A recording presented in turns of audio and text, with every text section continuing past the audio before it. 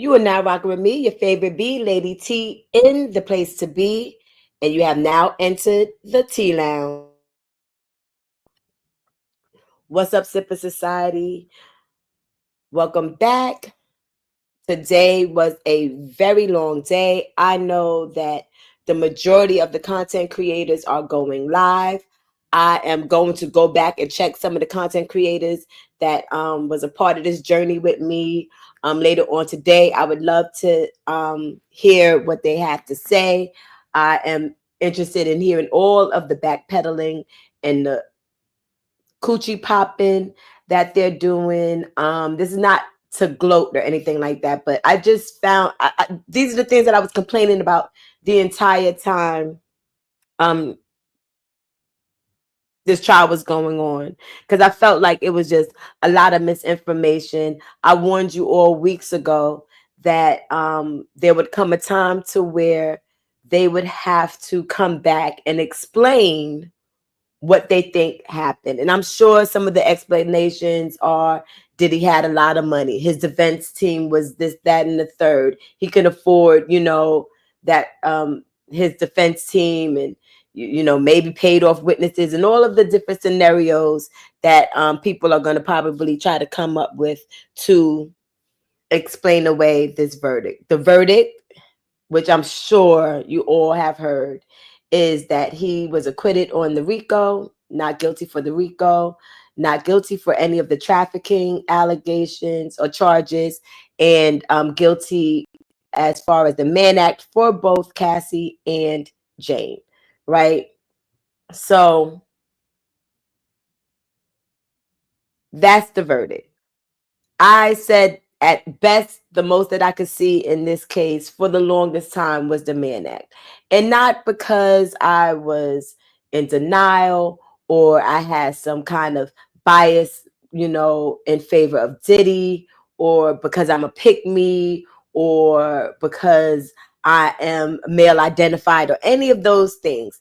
The reason why the case came out, the verdict is the way that it is because those juries and I have something in common. We saw the same case being tried live and in person. And all those things, those nuances that I was talking to you all about in regards to the way that the testimony was delivered, the things that I was telling you all about as far as what the defense was saying and things that was coming out in the cross-examinations, all of those different things. That's what we saw, the same trial. And that's why the verdict is the way that it is. And now you can go back to the Sean G's of the world, the Lady T's of the world, the infamous Sylvia's of the world, the conversations with Jay's, and you can go to their platforms and listen and find out, how did we get here? How did we land on not guilty on RICO, not guilty for the trafficking, and guilty for the Mann Act, right? And I'm going to do a deep dive into the Mann Act this weekend. I am literally, once I get off of here, I'm going full throttle. And for those new subscribers, you're going to be in for a treat, because when I get into like a deep dive in regards to a certain topic, I love to research it, and I'll, be on camera with the clips and the, all of the pomp and circumstance to really show you what exactly he has been charged with and the history behind it, even though some of you all are familiar with it, but I'll put my spin on it. Now, I will say that it was very, very, very interesting, the Jedi mind tricks that was going on down there at the courtroom, because there were so many content creators. It's not even just content creators. I can't even be sure that everybody was content creators, right? However, there was content creators who, or people, spectators. Let me just put it like that, spectators. We spent 8 weeks debating. So sometimes when I would get home and after, matching wits with some of the finest minds I've ever come across in my life, because trust me, some of the content creators, even though I got a chance to have like a brief conversation, like I had like a little brief conversation with Lovely T today. I've had conversations. I have a lot of footage that's in my phone that I want to get onto the channel. So I have Armand Wiggins' final thoughts before the verdict came in. I have a couple of content creators' final thoughts before the verdict came in. I'm going to edit those videos and put them on my channel. However, just talking with it and just matching wits with some of the greatest minds, who some of them were just had opposing views, and we really would sit there and duke it out. And it was cool to duke it out with them, because we're watching it in real time, and I enjoyed, those conversations. But sometimes by the time I got home, I don't want to do it again. You know what I mean? So some of them who I sat there and I listened to them for weeks talk about how they had them on the RICO. I promise you, to hear them say today, no, I was saying it the whole time. The Mann Act, that's what it was. I was saying it the whole time. And I'm like, what? Huh? Is this gaslighting? But I really do like those dudes. There was some real cool dudes in that trial, and there was some real cool dudes in that trial. There's one guy I really wanted to. He was saying something after the trial that I really wanted to like sink my teeth into, in regards to this whole case and like the onset of it and the Damian Williams of it all and the Democratic Party of it all. And, I really wanted to get into that kind of conversation. I mean, we had all kinds of scholarly conversations. And yes, I could have like gone live and cued you into some of these conversations and everything. But, I went live as much as I could. And I hope that you all can still see me, because my internet is really acting janky right now. I went live as much as I possibly could, and I let you in as much as I possibly could, and I could have let you all in more, but some of it I just wanted to absorb and take in myself. Some of it I just, was just in the moment, if that makes any sense. So my thoughts on it is that I think that, I mean, of course, it would have been, crazy for him to have gotten acquitted on everything. But I do believe that of all the charges that he was charged with, the Mann Act would have been that's at best what you would have been able to get me to agree upon in that jury room after deliberation. I think I've said that several times on this channel, and that's that. As far as everything else, I promise you, there was something in the evidence that could have created reasonable doubt for every single one of those charges and predicates. I was watching the same trial that jury was watching. I promise you all. Minus all of these agendas that you all didn't get to see. And I'm going to spend the rest of the evening listening to the naysayers and the ones who were throwing it under the bus. I honestly, when I saw Tisa, I saw her briefly before I went. I didn't say anything to her. I said something to her maybe like the first week. That was like the one and only time I spoke to her. And I saw her today. And I just knew that it wasn't a good day for her. You know what I'm saying? And it's not like an I told you so moment and everything like that. It was just like, let the sister be, And I just kind of just went on to the elevator. And I'll tell you about that, what happened after I got on the elevator and went up to the cafeteria. But before there was something I wanted to say before that, but maybe I'm going to have to take you upstairs to the cafeteria because I can't remember what I was getting ready to say.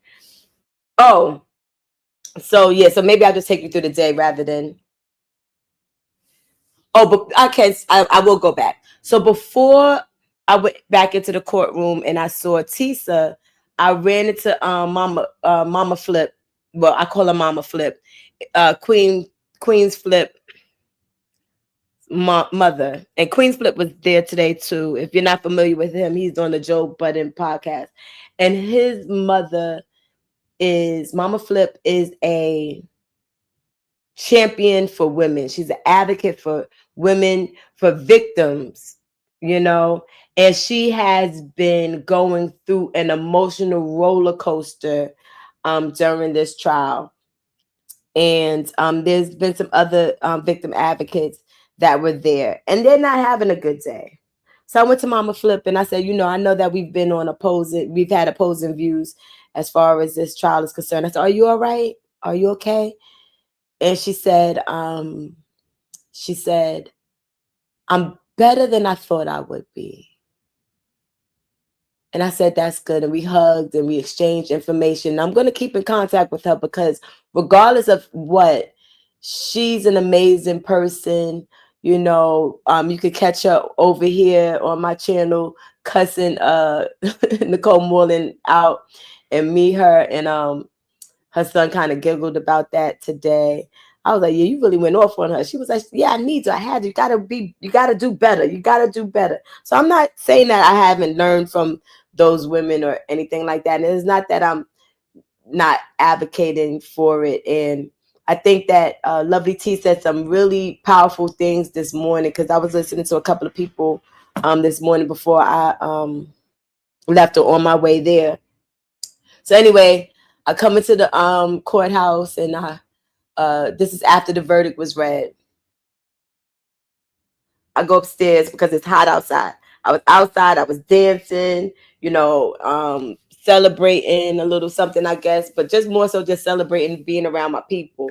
And I got hot, and I was like, I gotta go inside. So they wasn't letting people inside for some reason. I'm like, we can go inside. We can go. Like, what's the problems? And they was like, well, you can't go in this way, only press. So I was like, okay, fine. Went all the way around. They let me in the same door that he wasn't letting me in, but I just had to go all the way around to get there.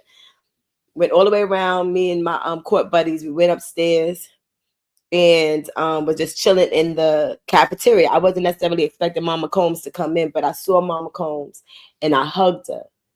I always checked on her anytime I could get a chance. You know, there's been times I said, you know, because I really was thinking about her a lot. And I know that we've had our conversations about Mama Combs and we've had our speculations about her and everything like that. But when you see her and when you see his family, it's kind of hard not to realize that, you know, they're going through it, you know, and that's still somebody's mama, you know. And so I just checked on her every once in a while, and I would just grab her hand. I'm like, you all right?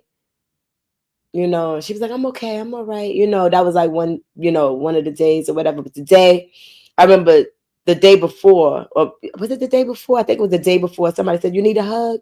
And she was like, I need all the hugs I can get. But nobody got up and gave her a hug. You know, I guess people were just intimidated or something. So today I said, I'm going to give her that hug that she asked for. And she felt relieved. She has a very nice energy, believe it or not. What's up, Mason's mom? You know, so she has a very nice energy, believe it or not, which kind of changed my point of view on her.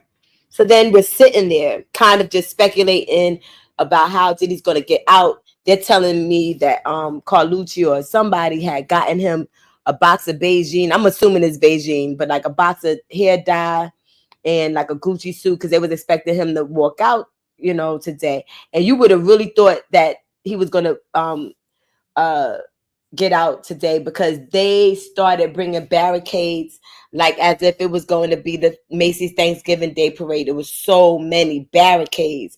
And so I'm saying, oh, he might really be getting out, you know. And so people, you know, going back and forth about whether he's going to get out. So now we're upstairs in the cafeteria, eating, chilling. And we hear that Inner City Press, somebody came in from downstairs. It was like Inner City Press just said that Cassie, I got the letter here. Where's my bag? I got the letter. I'll read it to you, but I don't have a copy of. I didn't mean to crinkle this because I was gonna do like a scrapbook with my memorabilia. I didn't mean to get this wrinkled, but they're like, oh, there's a letter from Cassie. Cassie wrote a letter to the judge. So did Deontay, the stylist, and then the defense. And once I get that, I'll read it. I'll come on probably sometime tomorrow, and I'll read you what the defense said in regards to the bail. And as you all probably already know, he was denied bail, and what the prosecution was saying in regards to his bail. But this says this is addressed to the Honorable Arun Submarinian. Dear Judge Submarinian, we write as counsel for Cassandra Ventura, Miss Ventura, to respectfully request that the court deny Mr. Combs to be released pending his sentencing on his two convictions under 18 USC Code 2421, pursuant to the Bail Reform Act 18 USC Code 1343A2. Detention is mandatory post conviction on these charges, and Ms. Ventura believes that Mr. Combs is likely to pose a danger to the victim who testified in this case, including herself as well as to the community. We thank the court for its time and attention to this matter. Okay. So that was Cassie's attorney. Cassie's attorney, I have a clip of him on my channel. That was like my first, he was my first like in the field investigator, running and trying to get the story person. And Lauren LaRosa was in front of me, and she was like, watch your back. She saved me from running backwards into a pole. Okay. So this was like a really like amazing experience, the whole thing. I know that it's like not a joyful occasion, seeing somebody on trial for racketeering, but it was, I guess you got to look at everything, totality, two sides of a coin. It was like an amazing experience being out there, and just just some of the newscasters who, I don't know, they just like took a liking to me. Laura Coates, from seeing that, she just would always like give me a real sweet smile and kind of give me like a little wink, like, I see you, girl, and it's just been, it's bittersweet. Today was bittersweet. Now we get this letter, then we find out about Deontay. So now they going downstairs, they making copies or whatever. Everybody got to get a copy. We got this one, Deontay, and Deontay's was lengthier. I wish I had it to read to you all, but his was lengthier. And I'm honestly, we saw this and was like, they are really dragging it. Now, when I heard about the fact that they had the Beijing or whatever hair dye and the Gucci suit, I said to myself, maybe he's not ready to get bail. I don't know if he is humbled enough yet. When God is yanking your chain, when he's trying to tap you on the shoulder, when he's getting you to try to sit down, when he's essentially trying to save your life because you are acting a damn fool. And that's why you are being required to sit your black ass down. Your first concern and your biggest concern being Beijing in a Gucci suit doesn't let me know that you're quite there yet. Let me see what Mason's mom is saying. Hey, how are you? I don't mean any harm, but I am tired of Cassie. That's how we felt when we heard that. You should unpack your experience. You should unpack your experience for history. I am going, when I tell you, I'm not going to be done with the Diddy stuff. Yes, I'm going to be covering, other things on my channel. It's Pop Culture Channel. Namely, I get into fun facts about celebrities and stuff like that. But I am going to figure out how I'm going to expand my channel. I do have a little bit of a trial bug. I've been thinking about, United Healthcare case that's getting ready to come up in September. Right now, my mind is failing me as far as the defendant's name, so that's why I just said United Healthcare one. It's vanity in regard to Diddy. Like he still has to get it together. He like that sound like I don't know if that could be just a rumor, but hey, team too much. So yeah, but as far as that's concerned, I mean, you speaking for the community, saying that he's gonna be a danger and all this other type of stuff, and you're afraid for your life and everything. And I mean, a lot of people were saying, "Oh my gosh, when he gets out, he's going to murder everybody." And I'm like, I think he's Luigi. Thank you. Thank you. I don't know how my time is. I don't think my time is going to be allowed for it. I might have to just cover it the way, but this is the thing. Covering it like, maybe keeping up with uh the what's it called?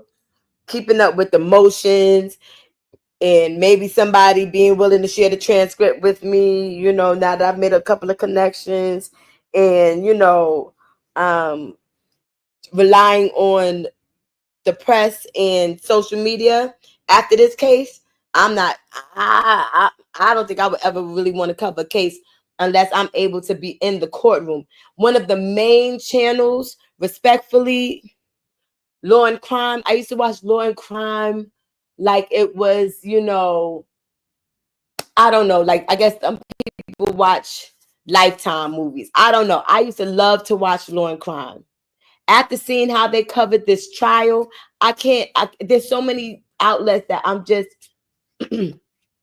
not too sure I can trust for my information anymore. You know what I'm saying? Like I think I would have to be an eyewitness to it in order for me to cover it. I just can't see myself, doing it. Not after this. Not after this. Because I know there are people who are not in tune the way that people who were pro defense, I'm not going to say pro Diddy, the way that people who were the way that the people who were like pro defense or leaning more towards defense's side, the way that their numbers and the way that they were suppressed in the algorithm, which I do feel is quite intentional, um causes me to think that there is a great deal of people who are probably somewhere on this Beyonce's internet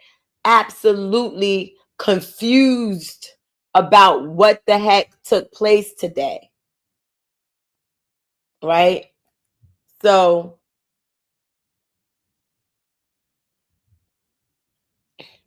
I'm sorry. So I have my reservations. But just getting back a little bit to just my thoughts on it and everything. I was just calling it like I see it. There was a lot of shenanigans, a lot of things that was missed, a lot of nuances.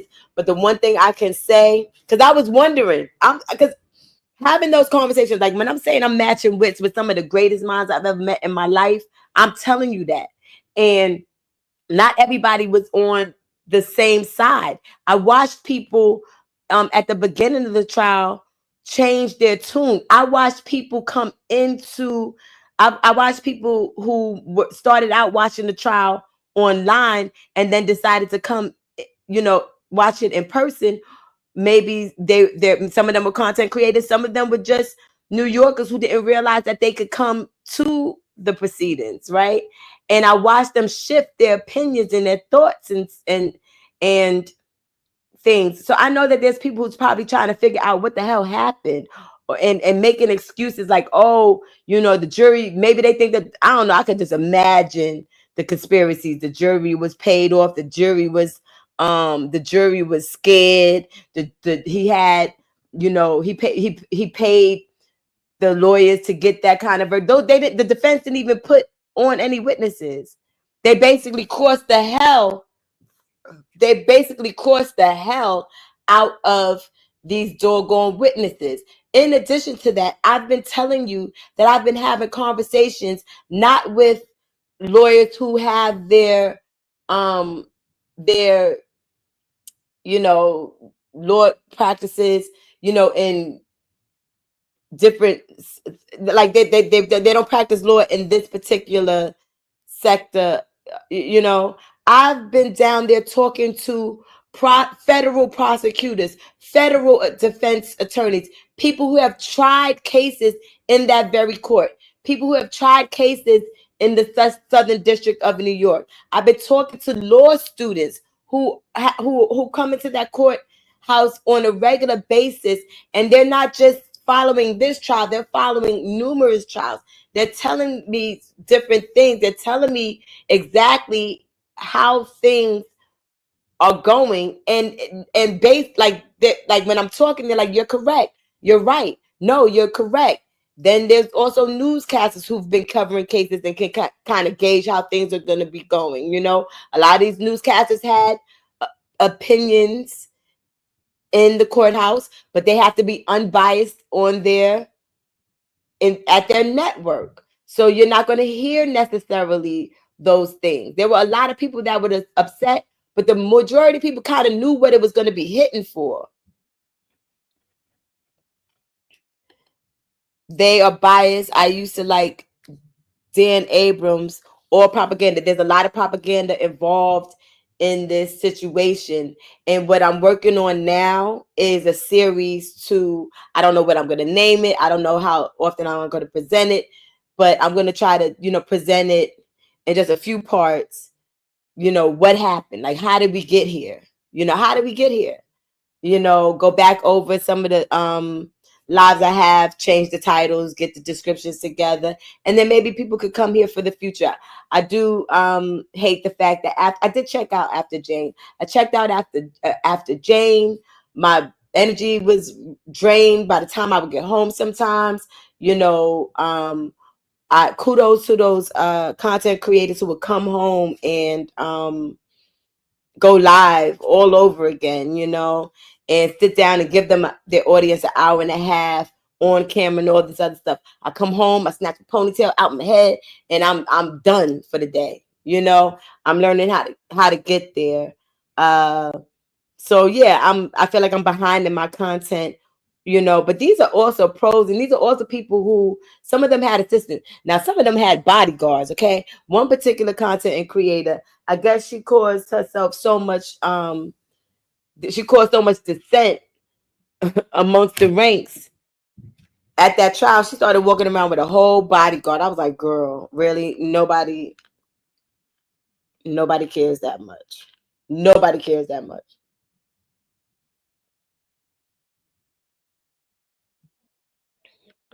But yeah, I met some amazing people.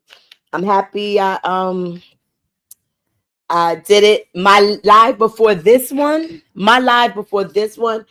I know that at first it may look like there's a lot going on and everything. I have to cut it out. I have to cut and clip so I can maybe just post it as a short. I got Mark Agnefello, I got Brian Steele, I got Torre. They all spoke and did a mini interview over on my channel. So please check out my last live. That's why I said I gotta rename these lives and put the right tags and descriptions and stuff in. I gotta take some time out tomorrow and do that. I have another project I'm working on that's should be coming soon. I'm waiting to hear back from my collaborator. I thought I would be hearing back from them by now, but I should be hearing back from them soon. But I cannot wait to get off of here and see what the people that I have been spending time with for the past 2 months are saying about the verdict. I'm not surprised at all. Well, I am surprised because I don't know if I'm surprised or relieved or what, but when you're sitting there and you're having these conversations with people, and we've been watching it, and I'm like, we kept on saying, listen, if we can't come to a consensus, I'm sure that they are the same things happening in the jury room, right? And I kind of knew what we were dealing with as far as these New Yorkers are concerned. The white men of New York, the age range that they are, I kind of can gauge how they're going to think about it. The black women, you know, I kind of could gauge the way they thought about it. The others were a little touch and go. I didn't know how they were going to vote. We didn't really know what was going to go on with Juror 6, but I think I told you guys, I've had so many conversations. I hope that I mentioned this on the channel. I said, I don't know. I, I felt like Juror 6 was leaning towards the prosecution. And then when Mia testified, he was a little bit, like turned off by Mia. But at the same time, he was leaning towards the prosecution. And I said, I wasn't too um afraid of letting him go, because having talked to the black men outside and around that courthouse, the majority of those black men were either coasting down the middle, where they could have easily been swayed either way in a deliberation room, I'm quite sure, you know what I'm saying, or they were leaning heavy towards a conviction. They were so convinced that they saw certain things. I wasn't all that concerned about the black man being offered the jury. My concern was whether those two sisters was going to be taken off of that jury. And I really would. So then I said that all that to say that from my understanding, when that juror replacement, who I think was like a accountant or something like that, when he replaced the black guy, juror number 6, everyone was telling me that whenever he would leave the court, so like let's say they was going back for lunch or they was leaving for the day or whatever, every time he left on his way through the door, he would take a glance back and he would look back at the family. Oh, okay. All right. He would look back at the family. And so let me just answer this. He would look back at the family each and every time he left the courtroom. But I think that was to me, I think it was a fair verdict. Some people might have really wanted to see him go down for RICO. Some people might have really felt like he should have went down for sex trafficking. I didn't see any of it. And I could not imagine a New York jury being A-okay with convicting somebody and they didn't have a chance to hear from KK. Fahim. I saw Fahim today. He just roaming about. You know what I'm saying? KK, Fahim, Anton, Jules, Cabral, D-Rock, Uncle Paulie,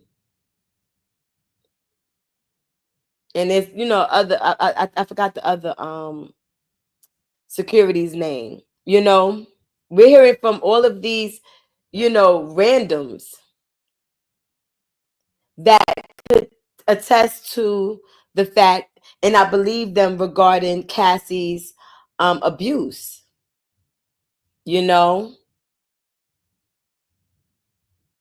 And that's what cost him. And when I tell you, Mark Agnefello was begging, please, please, please, please, please, please, please. He was doing that. I was just like, child, I was, there was a lady, I just so happened to be sitting next to this older lady. She just so happened to be from Harlem. So we was just talking. And I said he needs to just count his blessings and cut his losses. Like, just count your blessings and cut your losses. He's not ready for the world right now. Anyway, I'm telling you, he's not ready for the world. This is just the start of your humbling. And be glad that God is just tapping your shoulder or mushing you upside the head and didn't give you the full-on smackdown. the full on SmackDown finish him move.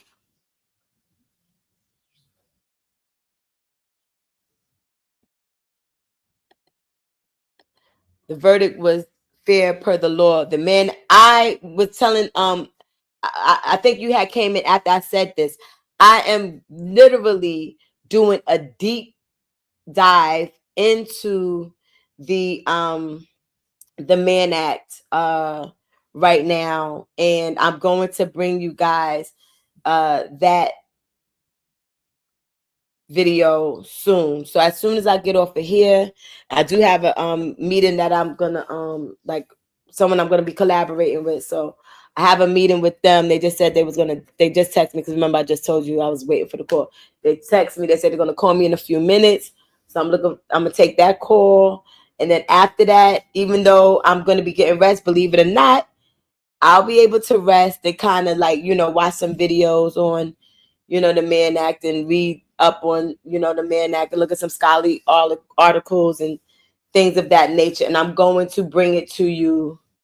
We can have a discussion about it, but that's definitely coming up because after all the smoke, and yes, they couldn't get away with them new precedents that they're trying to shove down people's throats. And here's another piece of tea. You heard it here first. Hold on one second.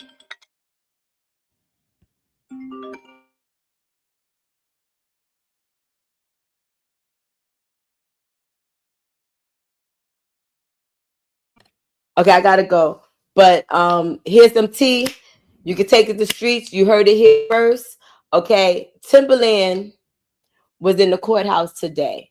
Now, people thought he was there, I think, to support Diddy. That's how it was being reported. Or Timberland was here. But the security guard said that Timberland had his own affairs um to take on, or he had his own business to be attending to there at 500 Pearl Street, and he was there with his lawyer. Okay, you heard it here first. All right, I'll talk to y'all later. Have a beautiful rest of the evening. Peace.